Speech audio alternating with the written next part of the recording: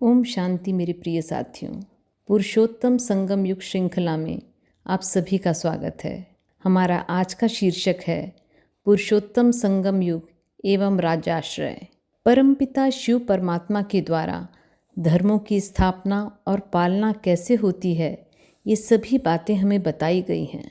शुरू में जो भी धर्म स्थापक हुए वो बहुत करके राजाई परिवार से संबंधित थे, जैसे कि यहूदी धर्म के स्थापक माननीय मोजेस, बौद्ध धर्म के स्थापक गौतम बुद्ध तथा जैन धर्म के तीर्थंकर महावीर स्वामी जी आदि सभी राजघराने के थे। उन्होंने राज्य कारोबार का त्याग करके धर्म का प्रचार किया। अन्य धर्म स्थापक जैसे कि ईसा मसीह, ताओ, कन्फ्यूशियस और भारत के सिख धर्म के स्थापक आदि सब सामान्य परिवार के थे। परंतु इतना देखा गया है कि जब जब जिस धर्म को राज्य का आश्रय मिला तब तब उस धर्म का प्रचार व प्रसार त्वरित गति से हुआ है। मिसाल के तौर पर ईसाई धर्म की स्थापना यरूशलेम में हुई। ईसा को जब देहांत की सजा दी गई थी तब उन्होंने अपने धर्म के भविष्य का कारोबार एक शिष्य को सौंप दिया और उनको कहा कि आपको सब सेंट पीटर के रूप में मानेंगे। बाद में रोमन शासकों ने यह धर्म अपनाया। तब से इसका प्रचार और प्रसार बहुत तीव्र गति से हुआ। भारत में भी जब अंग्रेज़ों का राज्य था तब राजाश्रय के कारण इस धर्म के अनेक स्थानों पर गिरजाघर आदि बन पाए। उसी तरह से बौद्ध धर्म की गति तब बढ़ी जब सम्राट अशोक ने बौद्ध धर्म को अपनाया और प्रचारकों को चारों दिशाओं में भेजा। कई स्थानों पर शिलालेख भी लिखवाए। इसी तरह से सिख धर्म को भी राजा रणजीत सिंह जी ने आश्रय देकर बहुत ही सुंदर प्रचार और प्रसार कराया। आज भी अमेरिका आदि देशों में ईसाई धर्म, तो मध्य पूर्व आदि के विभिन्न 52 देशों में इस्लाम धर्म राज्य धर्म है। भारत में मुगल राज्य के समय अनेक मस्जिदों का निर्माण किया गया और अपनी भाषा को ही राज्य कारोबार की भाषा बनाया गया। वर्तमान समाज की परिस्थितियों को देखते हुए राजाश्रय का स्वरूप नया होना चाहिए, क्योंकि भारत सरकार के संविधान के हिसाब से भारत धर्मनिरपेक्ष है। धर्मनिरपेक्ष शब्द का पहले अर्थ यह लिया जाता था कि भारत में धर्म के आधार पर कोई भी कार्य नहीं हो सकता है। उस समय के राष्ट्रपति भ्राता राजेंद्र प्रसाद जी द्वारा सोमनाथ मंदिर की पुनर्स्थापना की आधारशिला रखने के लिए निमंत्रण स्वीकार किया गया, तो उस समय के प्रधानमंत्री भ्राता जवाहरलाल नेहरू जी ने पत्र लिखा कि धर्मनिरपेक्ष भारत में आप सोमनाथ मंदिर का शिलान्यास नहीं कर सकते। तब भ्राता राजेंद्र प्रसाद जी ने अपने प्रत्युत्तर में बताया कि धर्मनिरपेक्षता का अर्थ तो यह है कि कोई भी धर्म का मुखिया मुझे बुलाए और मैं उनके कार्यक्रमों में शामिल हो सकूं। उसी बात की पूर्ति के लिए डॉक्टर राजेंद्र प्रसाद जी ने सोमनाथ मंदिर शिलान्यास कार्य संपन्न किया। बाद में भारत के सर्वोच्च न्यायालय ने भी धर्मनिरपेक्ष शब्द का वास्तविक अर्थ बताया कि सभी धर्मों को समभाव की दृष्टि से राज्य कारोबार में स्थान मिलेगा। देश के सभी नागरिकों को अपने अपने धर्मों की मान्यता के आधार पर अपनी आध्यात्मिक उन्नति की स्वतंत्रता है। बाद में भारत सरकार और भारत सरकार के न्यायतंत्र ने धर्म और आध्यात्मिकता के भेद को स्वीकार किया। उसी के आधार पर शिक्षा की नीति में परिवर्तन आया और भारत में आध्यात्मिक उन्नति का कार्य राज्य सरकारों के द्वारा भी हो सकता है, यह निश्चित हुआ। आध्यात्मिकता का अर्थ है अपनी आत्मा की उन्नति करना। आध्यात्मिकता एक शक्ति है और उसकी मनुष्य के जीवन में बहुत ज़रूरत है। भौतिकता का आधार लेकर हम कारोबार करेंगे तो भौतिकवाद, मैटीरियलिज्म का प्रचार और प्रसार हो जाएगा, जो आज दुनिया के कई देशों में देख रहे हैं। 1971 में जब हम 6 डेलीगेट विदेश की यात्रा पर निकले थे तब अमेरिका के एक तत्वज्ञानी ने बहुत सुंदर बात कही थी कि वर्तमान समय में जो भौतिकवाद फैला हुआ है उसके दुष्कर परिणाम हमारा देश अनुभव कर रहा है। परिणाम स्वरूप पारिवारिक और आध्यात्मिक जीवन में अनेक प्रकार की विडंबना आ रही है। इसलिए इस भौतिकवाद के दुष्परिणाम को दूर करने के लिए आध्यात्मिक शक्ति की ज़रूरत है।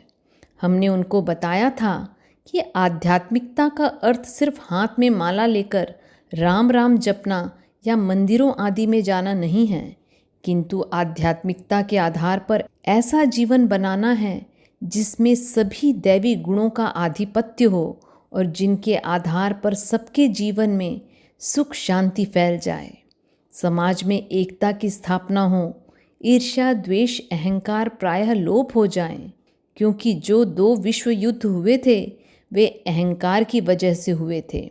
इन विकारों पर जीत पाने के लिए आध्यात्मिक शक्ति की ज़रूरत है। इसलिए वर्तमान समय के परिप्रेक्ष्य में धर्म का अर्थ है आध्यात्मिक उन्नति, अर्थात समाज के सभी क्षेत्रों का सर्वांगीण विकास आध्यात्मिक शक्ति के बल पर होना चाहिए। और यही कार्य परमपिता शिव परमात्मा हम बच्चों को सिखा रहे हैं। इसलिए ही राजयोग एजुकेशन एंड रिसर्च फाउंडेशन की स्थापना हुई है। उनके विभिन्न विंग्स के द्वारा हम मानव समाज के विभिन्न अंगों एवं व्यवसायों को आध्यात्मिकता के रास्ते पर लाने का प्रयत्न कर रहे हैं।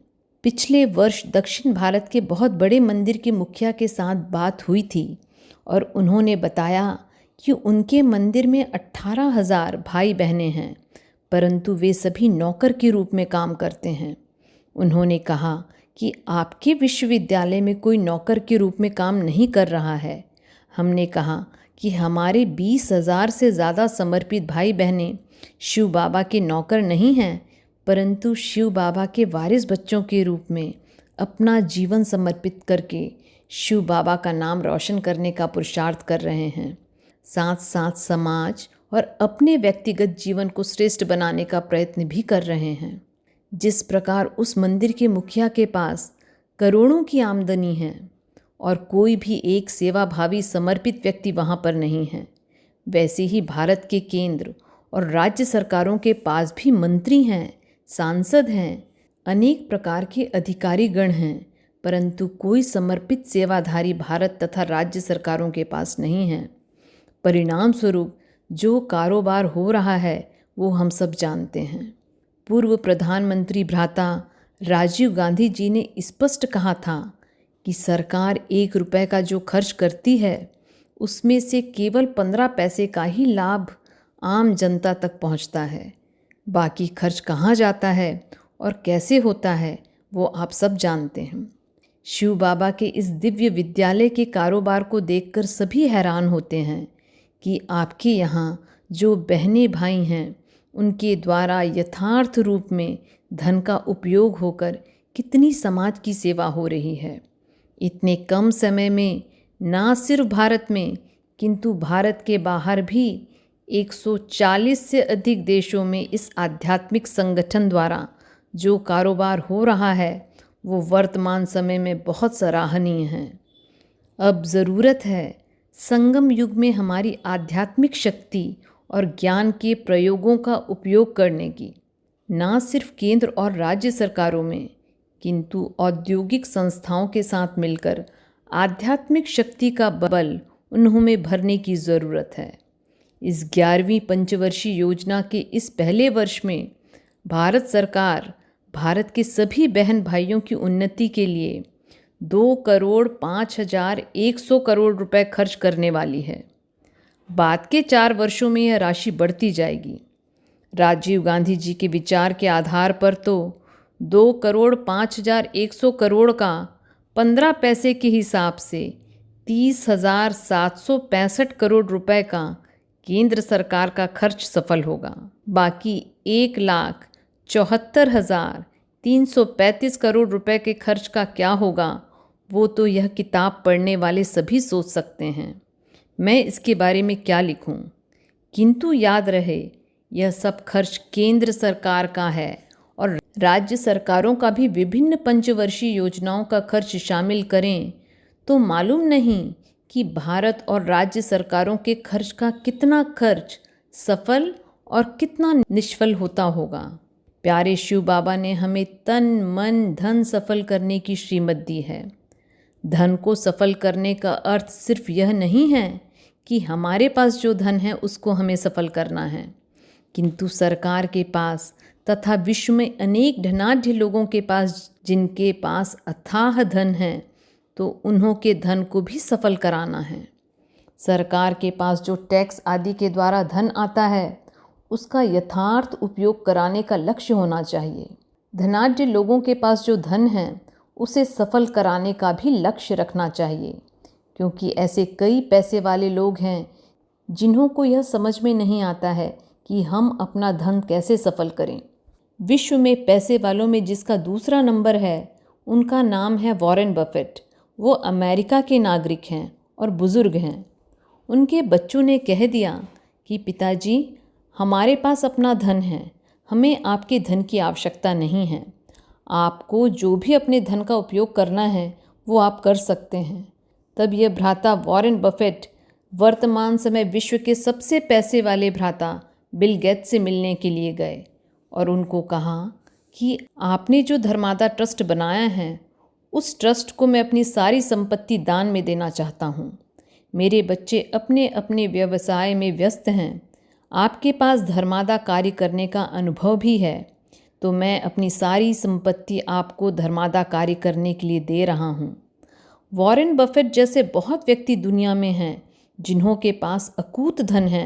वे ढूंढते हैं कि दुनिया में कोई ऐसे व्यक्ति मिलें जिनके सहकार और सहयोग से उन्हों का धन सफल हो जाए। इसलिए हमें यह लक्ष्य भी रखना है कि ना सिर्फ राज्य सरकारों का, किंतु ऐसे धनाढ्य लोगों का धन भी विभिन्न प्रकार की ईश्वरीय सेवाओं में सफल कराना है। थोड़े समय पहले इराक में अमेरिका आदि की सेना के द्वारा जो भी नुकसान हुआ है उसके फोटो हमने देखे। चित्रों के बीच में एक वाक्य पढ़ा कि एक व्यक्ति के मिथ्या अहंकार के कारण एक हरे भरे राष्ट्र में इतना नुकसान हो गया। तब मैंने मन में सोचा कि आध्यात्मिक शक्ति के द्वारा फिर से वो देश हरा भरा हो सकता है। ना सिर्फ वह देश, किंतु यह सारा विश्व भी हरा भरा हो सकता है अगर राज्य आश्रय के रूप में विभिन्न राज्य सरकारें और धन सत्ता के अधिकारी लोग इस आध्यात्मिक शक्ति को अपने जीवन में संचार करें। तब हम कोई राज्य सरकार या औद्योगिक संस्थाओं का आश्रय लेना नहीं चाहते हैं, किंतु उनके साथ सहयोग की भूमिका के आधार पर एक बहुत बड़ी भारी आध्यात्मिक क्रांति, जिसके फलस्वरूप समाज में सुख, शांति व आनंद की पुनर्स्थापना हो, हम चाहते हैं। धर्मों के आधार पर फिर से समाज की श्रेष्ठ उन्नति हो जाए, यह इतना सहज नहीं है, क्योंकि वर्तमान समय कई व्यक्तियों के अंदर धर्म के कारण आतंकवाद आदि विभिन्न नकारात्मक विचारों एवं व्यवहारों की स्थापना हो गई है, जिसके फलस्वरूप अमेरिका के अंदर 11 सितंबर का हादसा हुआ।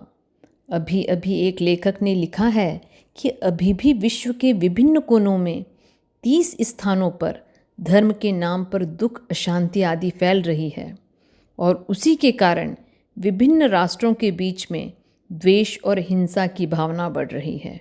ऐसे समय पर हमें यह बताना है कि आध्यात्मिकता के द्वारा जो सकारात्मक शक्ति का निर्माण होता है और सर्व के प्रति समभाव की दृष्टि के द्वारा जो हृदय परिवर्तन होता है, उसी के लिए इस आध्यात्मिक शक्ति का सहयोग आज की दुनिया शिव बाबा के इस विश्वविद्यालय से ले। यह बहुत जरूरी है। संगम युग में राज्याश्रय का अर्थ यह है कि विभिन्न देश, राज्य तथा सत्ताधारी एवं अधिकारी आध्यात्मिक शक्ति के सहयोग की भूमिका के आधार पर कार्य करें। इस विश्वविद्यालय में विभिन्न धर्म, वर्ण, जाति, भाषा और देश के लोग एक परमपिता परमात्मा की संतान के रूप में आध्यात्मिक उन्नति का कार्य कर रहे हैं।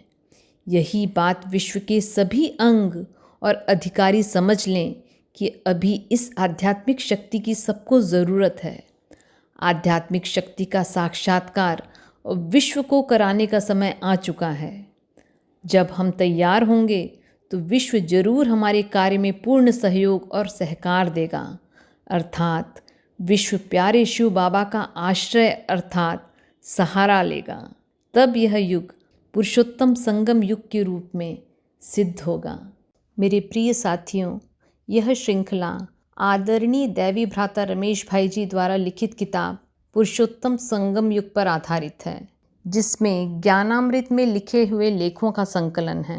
आशा करती हूँ पुरुषोत्तम संगम युग का जो कारोबार चल रहा है उसे सुनकर आप अपने जीवन में परिवर्तन कर नई दुनिया में श्रेष्ठ पद को प्राप्त करने की प्रेरणा आप सबको मिलेगी।